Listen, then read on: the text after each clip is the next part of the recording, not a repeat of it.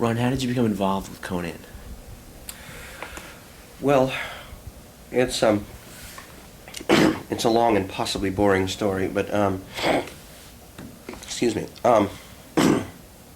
When I finished Alien, I was asked by Ed Pressman and Oliver Stone to have some design input into Conan at the time, and I was already committed to John Milius to do a Mountain Man movie with him called Half the Sky, but I was waiting for him to get back from Europe, and I told him I had this commitment, so I did a series of paintings in a couple weeks, I think, just to sort of help the project along with the Oliver Stone script, and sort of had a little tinge that I thought maybe I would like to be a part of that, but I did have this obligation to John, and I was anxious to work with John. So then finally I finished the paintings. They went on with their project. They went on with their Conan, with Arnold, of course, and everything, and then I went over to John Milius and started a series of paintings for his Mountain Man movie, Half the Sky, the life of Jedediah Smith, a kind of a companion piece to Jeremiah Johnson. And John was very, very excited about doing this sort of Western in a sort of Conan-like style, sort of primitive, larger-than-life landscapes of the unknown West at the time, almost like portraying it like a science fiction movie, Finding Mars. There were even Conan elements in this picture. But as he got bogged down in the Mountain Man script, word got out, you know, that maybe he might be receptive once again to the Conan project. So Ed Pressman and assorted people, Ed Summer and all they sort of contrived to have the script dropped on his desk. And he read the Oliver Stone Conan and more or less said, well, look, I've got to do this picture. And he talked to Dino and everything. He postponed the Mountain Man picture, and I was back on Conan, only this time with a new script and John, and we went on from there. But to sketch in the larger background, I've known John for quite some time, ever since he saw an exhibit of mine in 1964 when I got out of the Army and saw a lot of my fantasy drawings, long before I was a cartoonist.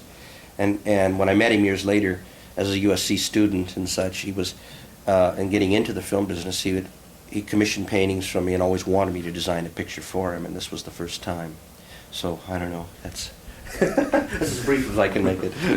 John Milius credits you with the visual style of the film, and obviously your interaction with him as a production designer was very intensive. Could you speak a little bit about your relationship, or your working relationship with John Milius? Well, I think it's almost opposites attract, in the sense that John has been very, very different from me, but we're alike in that I find we get very enthusiastic and we're intensely interested in persuading people to certain views or to certain, not necessarily, I don't know that I am that much, but I like to at least have effect. I like to entertain, to kind of stimulate, and John certainly does, but from almost another direction. And he was very appreciative of my vision and the sort of things I would explore, and he supported it and helped me, and I was very, very interested in his interest in Conan, even though I was not particularly a Conan fan.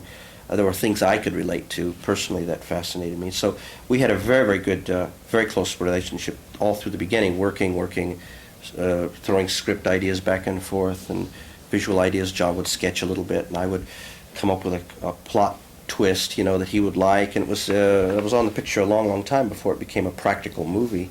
And later on, as casting, he went off to do casting, and I became more and more involved in the practical application of designing the picture, and learning a lot of it, by the way, because my experience is limited, taking on the rather awesome responsibility that John decided he would have to give me to have my view or my vision imposed on the film. I had to have the authority. So he fought to make me production designer, and but later, I think when it came right down to actually shooting the picture, then only then did we realize that we were thinking of two different movies, But that's fine; it's his movie, and I had to kind of backpedal a little bit and readjust. I had a different idea of perhaps where we were going, but we never had any real great problems, and it moved along very, very well. As an artist, how did you cope with that incredibly arduous task of taking your illustrations and applying them to these rigorous locations in Spain?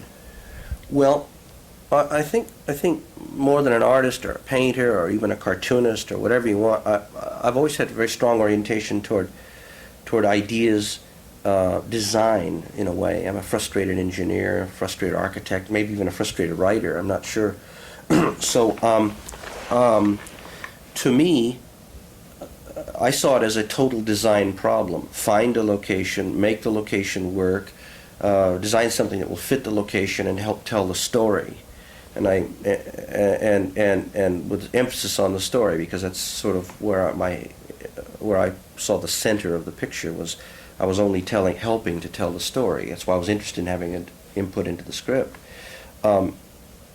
So it was very smoothly. Well, it wasn't a transition. It's sort of the way I like to think all along. If I'm painting or drawing anything, I'm generally going into that kind of background anyhow. I'm thinking about all the other elements.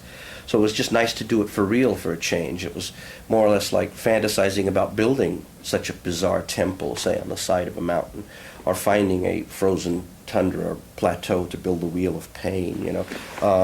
It was nice to have those elements added. They were not difficult for me. They were difficult. They were a challenge, but they were not at all what I was unused to thinking about. What was the most difficult scene to shoot? Well, you probably have to talk to John about that. He told me that it was, for him, the opening raid in the forest because of the blizzard conditions. I suppose that's true, yes. I suppose that's true. From your point of view as the designer, in terms of building? Well, it's rather uniform. Everything was such a thrill for me, the problems came and they would come and go, and a lot of them were obvious. I can't say that there was any great difficulty. There were just nagging problems of, like, we never had enough stage room. There are no massive stages in Spain, even with all the big pictures that have been made there. There were at one time a few, but they've been turned into tennis courts or something. So anyone making a big epic film in Spain at the moment has to go around and has to go through the same process of finding a big industrial building that isn't being used at the time, cover all the windows and everything. So, like, I would say the most annoying problem was that the Tower of Reptiles, the set of the temple inside with the snake pit and everything, and the orgy chamber, apparently inside the Mountain of Power, were both enormously restricted in space. I had to go to great lengths to disguise the fact that they were very small stages, and we built wall to wall. We had 6 inches to spare right against the wall all the way around. We had to build passageways under the sets to get people around them, because you couldn't pass. And the circle of the temple literally was flush against the wall on each side. And that was frustrating and annoying, because it really made everything so tight, and it was so difficult we used every square foot. If there was a little bit of space of stage left, then we'd build a tunnel there, and we were just climbing up and over sets, and we had people working in ridiculous places, casting things to get them out of the rain, and that was, I think, the biggest problem, the space. And indeed the village up in the mountain, we did have blizzard conditions, and of course, I don't know if you have heard, but in the middle of the battle of the attack on the village, the snow disappeared, and we had to cart in tons and tons of marble dust and cover the forest with white marble dust, simulated snow and cotton and everything we could get our hands on to finish the shots. We waited for a long time for snow, and it never came again. And so we were just lucky we got some of the broader scenes while the snow was real. And then when we got right down to shooting all the battle, a lot of it is just fake snow. And I don't think anyone's noticed. We're lucky. And then there was also a famous military coup in Spain at the time that you guys were over there. Yes, it is. Did that affect the shooting? Not really. Just we were very curious about it, and everybody was constantly talking about the political situation there, and but it was really just another incident. Actually, one of many, a little more spectacular than the others, so you heard about it here, but it really was very evident that there was lots of ups and downs after the death of Franco. No one quite knows where Spain is going to go. And I think we're reminded of the fact that Spain, prior to the Civil War, was very much like that for hundreds and hundreds of years. It was constantly, there were coup after revolution, after counter-revolution, etc., and it was only the kind of holding of this enforced stability of Franco that gave Spain this long period of apparent stability. but really that's very uncharacteristic of the history of Spain if you really read about it. So it looks like you're just getting back to the old Spain where you're just going to have lots and lots of these mini coups and ups and downs. I would expect a great deal more of this chaos. In this fantasy world that you created in Conan, there's a great sense of history, and I know that both you and John Milius are history buffs, and I was wondering if you could talk a little bit about the historical preparation that you put into the film. Well, yes, I strangely enough, I wanted, of course, to derive a lot of the look of Conan, not necessarily from Frazetta or even Howard, but but as an exercise, a kind of a creation of the process that Howard went through in inventing sort of our own world, or at least aspects of it. I wanted to invent cultures that you've never seen before. That fascinated me more than anything. You might say drawing more on a kind of a applied anthropology than even applied history, because we weren't going to derive it from history, just get hints from it. But like Howard, we realized we would have to have recognizable cultures. You could always tell, well, though he would rename them, you could always tell that they're kind of Romans and Persians and Mongols and Vikings and all of the Howard stories, just with different names. And so we found we had to, of course, ultimately do that, because we would have to rent a lot of props and for the crowd scenes and the city scenes, and we couldn't remake everything. John imposed, of course, his favorite culture, the Mongols. He wanted to see a lot of that, so I accommodated that, and we sort of did primal Mongols, and tried to make them as unusual looking as possible, like the people that later became the Mongols.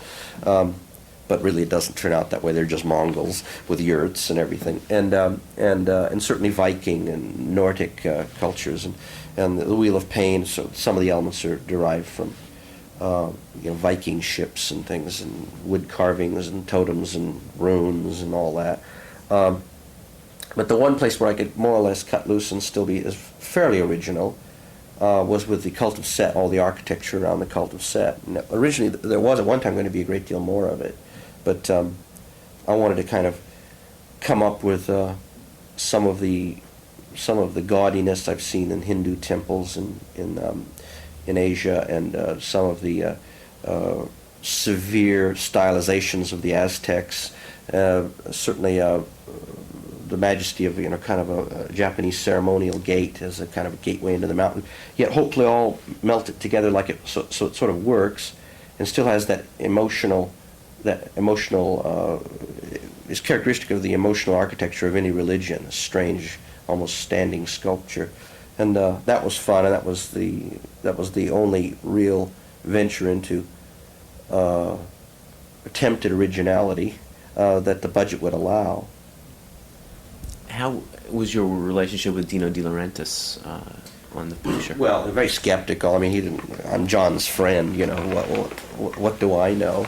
So, and we rarely saw him, and I think he was sort of skeptical all through the picture. That I wasn't sure whether John was right as to whether I could do it, and he was worried about how practical I might be.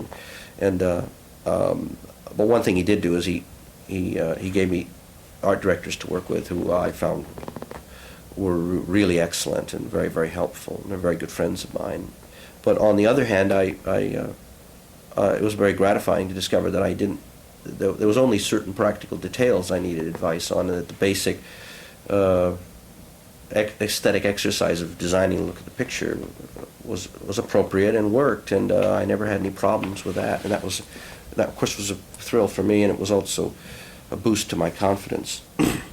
Milius also credits you with your ingenuity in taking, for example, the Wheel of Pain and turning it into the Tree of Woe, using elements of one prop and turning it into another. Well, yes, I suppose. Although there was no relationship between those two. The center of the Wheel of Pain into the Tree of Woe. Oh, yes, some of the ironwork probably, but there were many other. There are better examples of that. What I wanted to do was have a consistent cultural look, and if we were doing the Mongols, I tried to keep everything looking very much and very believably of that culture, so that even if you looked at a crowd of people, you could kind of tell the difference, though you don't see as much of that as I thought you would. And when you saw the cities, you could kind of recognize Pictish people and Vanir people and all this wandering in the squares. The orgy chamber, the big marble set inside, that was revamped to become the kitchen. That was quite a task. We did that using the same cave, you know, the big red kitchen that he lit with red light, which sort of surprised me. I didn't expect that. But that was virtually the same set with not too much change, just a lot of natural rock surfaces added to it and breaking down some of the things, which interesting exercise, and a lot of the a lot of things that intrigued me about giving this fantasy a sort of historical period look, because we did discuss this at one time, and John saw it in terms of Kurosawa, a kind of a Kurosawa film with a lot of stylization, but still a smell and sense of grimy reality. Kurosawa was always fairly naturalistic about his sets.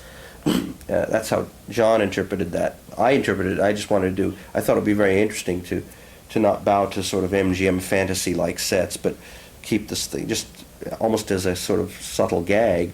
Keep this totally imaginary world looking as believable as possible. I thought it might be interesting to see if I could simulate reality. You know, simulate the look. That's probably why the picture lacks a lot of sorcery, because we wanted to keep it more naturalistic, more like a historical story, almost as though this is the true story of the real Conan, and then Howard embellished it with a lot of sorcery and magic later on, you know. But this is the true story. If anyone knows the thing in the crypt, you know, the skeleton where Conan finds the sword.